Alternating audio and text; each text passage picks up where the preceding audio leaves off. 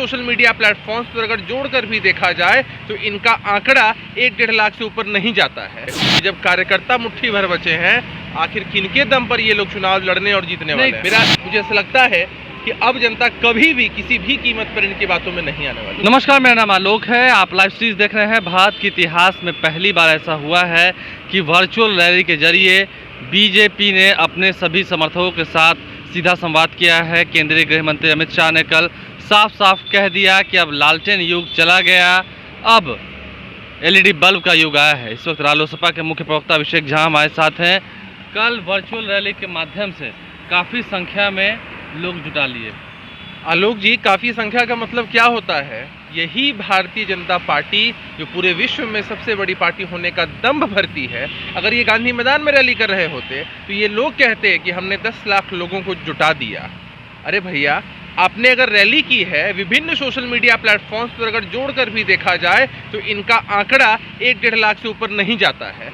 अब क्या गारंटी है कि इतने सारे लोग बिहार के ही थे? गांधी मैदान में तो बिहार के ही लोग आते हैं, पूरे देश से पूरे विश्व के लोग जुड़ सकते थे उसमें। बहुत सारे लोगों ने देखा, हम लोग भी लगातार देख रहे थे कि कितने लोग बीजेपी के official Twitter handle, Facebook handle और यूट्यूब चैनल पर देख रहे थे। तो इतने तो लोग ही हैं आपके पास। लगता है आपने 1 मार्च की जो जनता दल यू की जो अभूतपूर्व रैली हुई थी, कार्यकर्ता सम्मेलन जो हुआ था गांधी मैदान में, उससे सबक नहीं सीखा।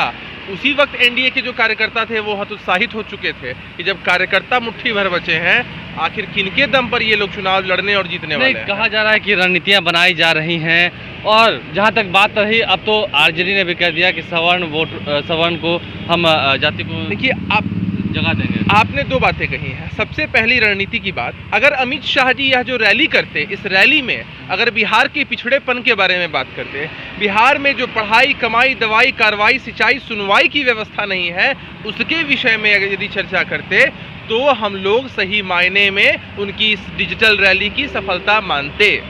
और दूसरी बात, जहाँ तक आपने कहा कि सवर्णों को लेकर अब की चुनाव में, देखिए ऐसा नहीं है। संख्या के आधार पर हमेशा ही प्रतिनिधित्व मिलता आया और मिलना भी चाहिए। इसके लिए अगर भारतीय जनता पार्टी के लोग कुछ भ्रम फैलाने की कोशिश करें, जदयू के लोग कुछ भ्रम फैलाने की कोशिश करें, तो यह सही नहीं है। क्या मतलब भाजपा और जदयू के भ्रम में जनता नहीं आने वाली है इस चुनाव में? कब तक आएगी आखिर? कोई आपको 1 बार बेवकूफ़ बना सकता है, 2 बार आपने उसकी बात मान ली, तीसरी बार उसने दल बदल लिया तो आपने उसकी बात मान ली। लेकिन आखिर कब तक आप बेवकूफ़ बना पाएंगे एक ही जनता को? अब तो ये जो कोरोना महामारी आई, उसने इन लोगों की व्यवस्था की पोल बहुत अच्छे से खोल दी है। मुझे ऐसा लगता है कि अब जनता कभी भी किसी भी कीमत पर इनकी बातों में नहीं आने वाली। तो क्या मतलब कल की जो वर्चुअल रैली थी उसमें जो लोग देख रहे थे उन्होंने इनकी बात को नहीं समझा, नहीं सुना? बिहार के लोगों ने उनकी बात को माना कि नहीं? अगर बिहार की आबादी को आप देखते हैं, 12 से 13 करोड़ बिहार की आबादी है, और उस आबादी में से महज कुछ हज़ार या 1-8 लाख लोग सुन रहे हैं बिहार के, तो आप समझिए कि इनकी बात कितने लोगों तक पहुंच पाई है। और इतने लोगों तक ही अगर बात पहुंच पाई है तो किस रूप में लोगों ने इसे लिया है कि लोगों का डिसइंटरेस्ट इस कदर शो हुआ है, तो कभी लोग सीरियसली नहीं लेंगे। देखिए, लोग कभी सीरियसली नहीं लेंगे, ये साफ कर दिया है रालोसपा के मुख्य प्रवक्ता अभिषेक झा।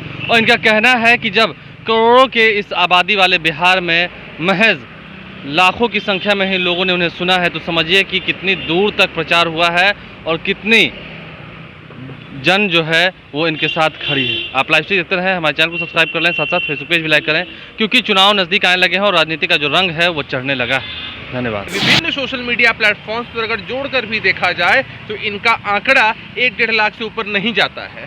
जब कार्यकर्ता मुट्ठी भर बचे हैं, आखिर किनके दम पर ये लोग चुनाव लड़ने और जीतने वाले हैं? मुझे ऐसा लगता है कि अब जनता कभी भी किसी भी कीमत पर इनकी बातों में नहीं आने वाली।